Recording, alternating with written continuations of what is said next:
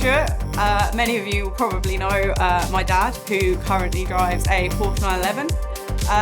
My background is growing up around motorsport, following my dad from a very young age and helping out where I can alongside many of his friends in multiple different things like the GT Cup. I haven't had too much experience out on the actual track myself. Finally did that last year in 2024. Did 1 day at Pembury and then 2 days at Lyddon. Absolutely loved it out in a Suzuki Swift.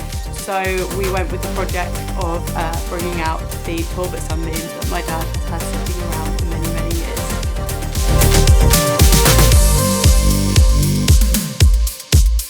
The Sunbeam has been out before, not this shell, but my dad has had one before, and we are looking to rebuild that in a similar format.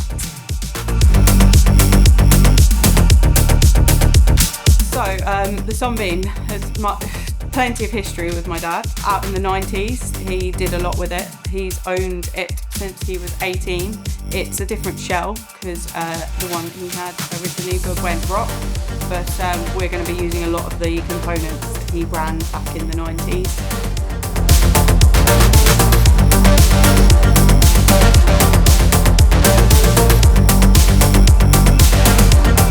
Bringing it out for me to drive, which is an awfully exciting thing to be able to contain so much history, not only with my dad, but there's also a lot going into this car and being used on the car that has a background from people that I have grown up with in the motorsport world.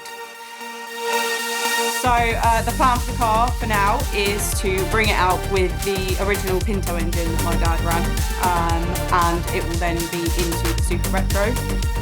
The main aim in the long term will be to put a 1600 into it and bring it out into retro class, and hopefully it will be a lot more competitive.